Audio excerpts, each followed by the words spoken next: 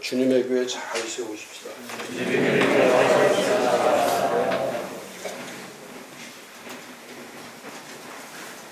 오늘은 송구 영신 예배 특강.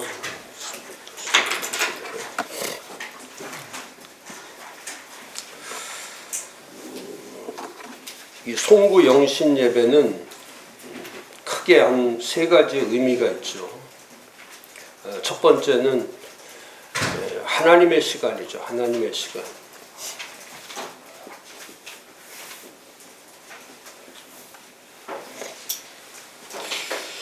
이 하나님의 이 카이로스,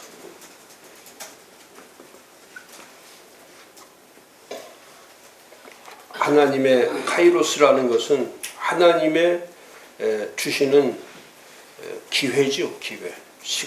이 시간이라는 것은 계시록 22장 13절에 보면 나는 알파와 오메가요 처음과 마지막이요 시작과 마침이라. 정확하죠. 그래서 이 한 해를 보내고 새해를 맞이하는 것은 이 한 해는 보내는 겁니다. 이렇게 보내는 거예요. 365일에서 366일로 가는 것이 아니라 365일이 끝이죠. 다시 1일부터 시작돼요. 하루 다시 시작하는 거죠. 새날이 시작되는 거죠. 그래서 이 시간의 하나님의 시간 개념은 언제나 알파와 오메가의 개념, 1년이 시작이고 그 다음에 그 시작과 그 알파와 오메가로 되어 있죠. 모든 1년의 시간은 알파와 오메가로 되어 있는 처음과 마지막, 시작과 마침. 그러니까 2021년은 맞춰진 거죠. 그러니까 2021년의 삶은 그 삶으로 평가가 끝나는 거죠. 그게 이어가지 않습니다. 그리고 2022년은 새로운 알파 또 시작되는 거죠. 그래서 이 송구 영신 예배는 한 해를 보내고 새해를 맞이하는 겁니다. 보내고 말게 아주 명료한 시간이죠. 그래서 제가 이번 코로나 팬데믹 때도 이 시간 개념은 엄청나게 중요하다. 이건 사람의 시간이 아니고 이건 하나님의 시간이기 때문에 이건 절대적인 거죠. 이거 돌이킬 수 없는 거예요. 그리고 이거는 한 번 주신 유일한 시간이죠. 유일한 거예요. 그러니까 절대적이고 돌이킬 수 없는 유일한 시간. 그래서 송구 영신 예배를 준비할 때에 하나님의 시간 개념을 가지고 준비해라. 그게 첫 번째죠. 그다음에 두 번째는 모든 것에 대한 새로운 출발이죠. 새로운 출발.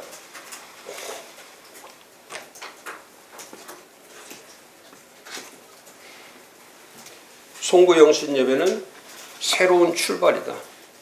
그러니까 뭐에 대한 새로운 출발입니까? 5가지 의미가 있죠. 새롭다는 것은 새로운 날, 새 날이 임하는 거예요. 새로운 날.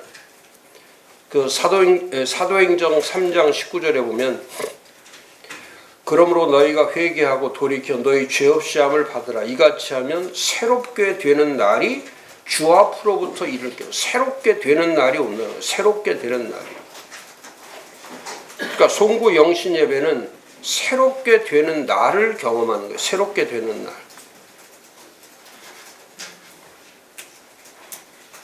그러니까 회개하고 돌이키는 것만 중요한 것이 아니라 죄 사함을 받는 것만 중요한 것이 아니라 그렇게 할 때 우리 앞에 오는 새로운 날들이 시작되는 거죠. 새로운 날이 시작. 그러니까 새로운 기회가 오는 거죠. 그래서 송구 영신 예배 가족들이 다 참석하고 모든 공동체가 하나가 돼서 준비하라는 뜻이 그거예요. 함께 송구 영신 예배에 와서 참석한 예배에 참석하는 자체가 새 날을 준비할 수 있는 거예요. 새 날. 그다음에 이건 새로운 신앙이죠. 새로운 신앙, 새 신앙을 만드는 거예요. 우리가 잘 아는 것처럼 고린도후서 5장 17절에 그런즉 누구든지 그리스도 안에 있으면 새로운 피조물이라. 이전 것은 지나갔으니 보라 새 것이. 이 새 것이라는 것은 새 신앙을 얘기하는 거예요. 새로운 믿음. 그 에베소 4장 23절에 오직 너희 심령이 새롭게 되어야 한다. 심령이 새롭게 된다. 또 로마서 12장 2절에 너희는 이 세대를 본받지 말고 오직 마음을 새롭게 함으로 변화를 받는 거예요. 이 새 신앙인이 되는 거예요. 새로운 신앙인. 이번에 세상을 바꾸는 20% 크리스천, 20%의 신앙인이 되는 거예요. 그래서 이 분별력을 가지고 이 시대 사람이 아니라 이 시대를 바꿔갈 수 있는 새로운 신앙인이 되는 거. 믿음의 사람이 되는 거. 그 다음에 세 번째는 새로운 사람이 되는 거죠. 새 사람이 되는 거. 에베소 4장 24절에 하나님을 따라 의와 진리의 거룩함으로 지으심을 받은 새 사람을 입어라. 새 사람을 입어라. 그러니까 옛사람을 벗어버리고 새 사람을 입으라는 거예요. 그러니까 골로새 3장 10절에 새 사람을 입었으니, 그러니까 새 사람으로 입었으니 이는 자기를 창조하신 이의 형상을 따라 지식에까지 새롭게 하심을 입은 자녀. 모든 게 전인적으로 새롭게 되는 거예요. 전인적으로 새로운 사람이 되는 거예요. 단순히 1년의 마지막 예배에 참석하는 것이 아니라 그 송구 영신 예배에 참석했다는 것은 뭐냐면 이제는 새 사람으로 전인적 새 사람으로 살아가는 거예요. 그 다음에 네 번째는 새 일을 행하는 거예요. 새 일, 새 사역. 그래서 이사야서 43장 19절에서 21절에 보면 보라 내가 새 일을 행하리니 이제 나타낼 것이라. 너희가 그것을 알지 못하겠느냐? 반드시 내가 광야의 길을 사막에 강을 내리니 장차 들짐승 곧 승냥이와 타조도 나를 존경할 것은 내가 광야의 물을 사막의 강들을 내어 내 백성 내가 택한 자에게 마시게 할 것임이라. 이 백성은 내가 나를 위하여 지었나니 나를 찬송하게 하려 함이라. 그 새 일을 하나님을 찬양하게 만들고 또 사막에 강을 내고 광야의 길을 내시고. 지금 얼마나 이 위태로운 이 시대 때 누가 광야의 길을 내고 누가 사막에 강을 내겠습니까? 그 새 일을 행하시는 하나님이 그 일을 하신다. 새 일을 행하신다. 정말 2022년에는 저는 지금 이 코로나 팬데믹 2년 동안 온 거는 이건 예행 연습과 같은 거죠. 진짜 본 게임은 2022년에 있는 거예요. 2년 동안에 만여 교회가 타격을 받았다고 하는데 2022년은 타격 정도가 아니죠. 지금 이 팬데믹에 의해서 또 계속해서 이거는 더 이 애프터매스라는 후유증이라는 게 더 후유증이 강해지지 더 약해지지 않는단 말이죠. 제가 계속 말씀드리잖아요. 가면서 더 좋아지는 것이 아니라 가면서 더 나빠진다. 그래서 더 이 송구 영신 예배가 우리에게 너무나 중요한 것은 뭐냐면 이번에는 정말 모두가 참석할 수 있도록 만들어줘야 돼요. 구석구석 교회 구석구석에 다 들어가 있으면 되는 거예요. 다. 본당에 안 모여도 구석구석에 다 집어넣고 여기서 새 일을 행하시는 하나님을 경험하지 못하면 내년에 이게 광야에 누가 길을 내주고 누가 사막에 강을 누가 내줍니까? 하나님이 하신다고 하는데 그 하나님이 하신다고 하는데 그럼 다섯 번째는 교회가 새로운 교회가 돼야 되죠. 새 교회. 이 반석위에 내 교회를 세우니 마태복음 16장 18절 그게 새 교회죠. 반석위에 세우는 교회. 예수 그리스도의 터 위에 세우는 교회. 골로새서 1장 18절에 있는 말씀처럼 그의 몸인 교회의 머리시라. 그는 몸인 교회의 머리시라. 그가 근본이시오 죽은 자들 가운데서 먼저 나신 이시니 이는 친히 만물의 으뜸이 되려 하심이라. 이런 교회를 세우는 거죠. 머리이시고 근본이시고 모든 것의 으뜸이 되시는 그 주님이 살아계신 교회, 주님이 세우시는 교회, 그런 교회가 필요한 거죠. 이렇게 건물 교회를 세우는 게 아니고 이런 프로그램이나 어떤 이벤트형 교회를 세우는 게 아니라 그리스도 터 위에 세워져 있는, 예? 그리스도로 세워져 있는 그런 분명한 교회를 얘기하는 거죠.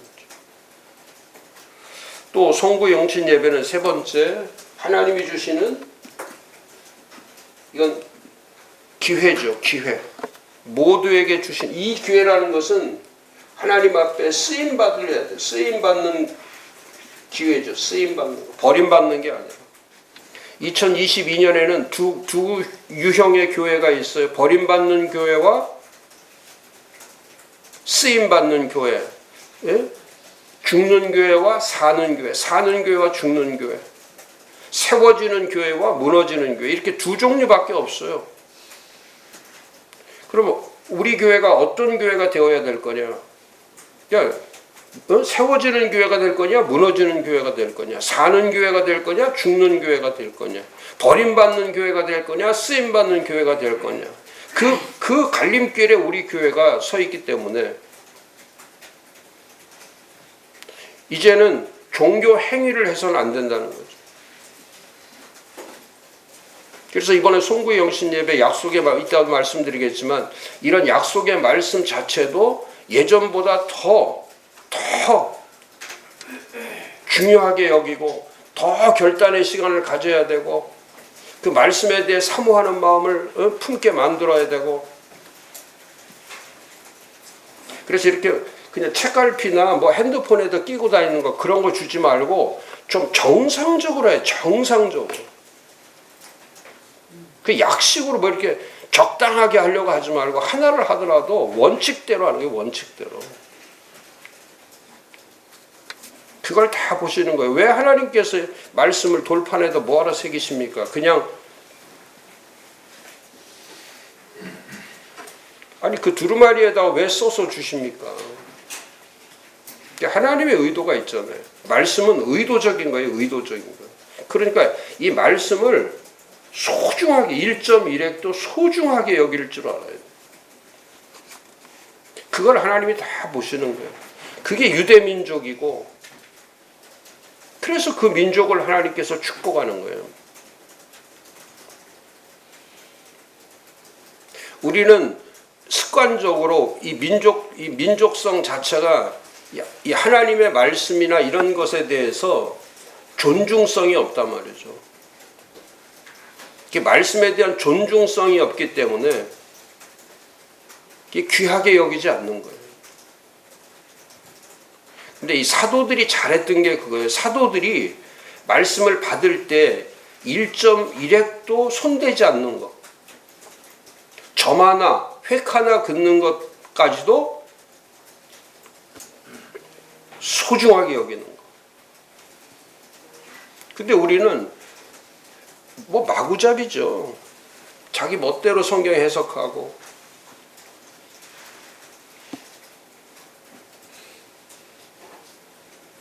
그래서 이 자의적 해석하는 거, 선입견적 해석, 경험적 이 세 가지가 가장 나쁜 거예요. 목사님들이 이 자의적으로 성경을 해석하고 그 다음에 선입견, 이럴 거라고 하는 선입견으로 해석하고 그 다음에 자기 경험으로 해석하는 거. 이게 하나님의 경험이 돼야 되는데 이 영감, 하나님의 영감으로 되어 있는 하나님의 주신 의도성을 알아야 되는데 이 의도적으로 해야 되고 하나님이 주신 영감으로 알아야 되고 하나님이 주신 계시성을 가지고 봐야 되는데 계시성도 없고 의도성도 없고 그 말씀에 영성 자체도 없는 그러니까 말씀이 약해지는 거죠. 그래서 송구 영신 예배는 우리에게 돌이킬 수 없는 하나님의 기회다. 그 무슨 기회입니까? 첫 번째는 이 기회는 하나님의 은혜와 은총, 하나님의 은혜와 은총의 기회죠.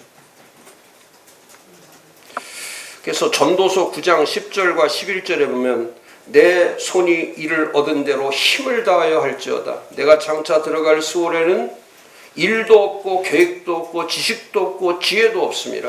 그렇죠. 하나님이 계신 곳에는 거기는 일도 주시고 계획도 주시고 지식도 주고 지혜도 있고 하나님이 일할 때는 모든 걸 주시는 거예요.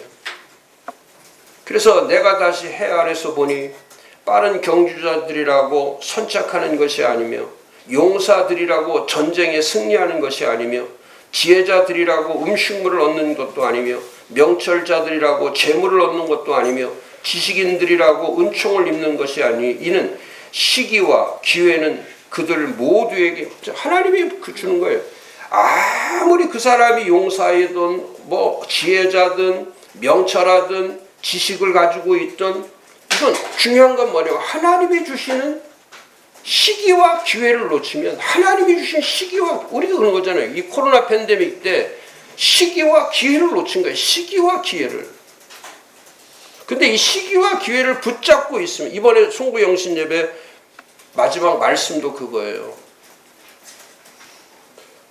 이 두 가지 하나 보낼 때 옛적 일을 옛적에도 하나님이 함께 하셨고 또 새 날도 하나님이 함께 하시는데 그럼 옛적에 하나님은 누구냐? 그거는 은혜와 감사죠. 이 은총과 은혜와 먼저 회개하는 게 먼저가 아니고 은혜와 감사가 먼저죠. 계시록에 나와 있는 것처럼 먼저 감사하는 게 감사해요. 권능의 하나님, 왕의 하나님께 권능으로 왕으로 인도하신 그 하나님의 옛적에 그 일을 행하신 하나님. 그래 옛적에는 뭘로 행하십니까? 두 가지로 되어 있는 거예요. 권능과 큰 권능과 왕권으로 왕의 주권으로 일하시는 그 옛적에 하나님이 언제나 그렇게 일해 오신 거예요. 그래서 우리를 붙잡아 주셨고 우리를 인도해 주셨고 여기까지 오도록 만들어 주셨기 때문에 그러니까 이건 송구 영신 예배는 그 권능과 왕권으로 일하신 그 옛적의 하나님에 대해서 감사하는 거죠. 감사. 그 은총에 대해 감사하는 거예요. 그 기회를 우리에게 주셨습니다.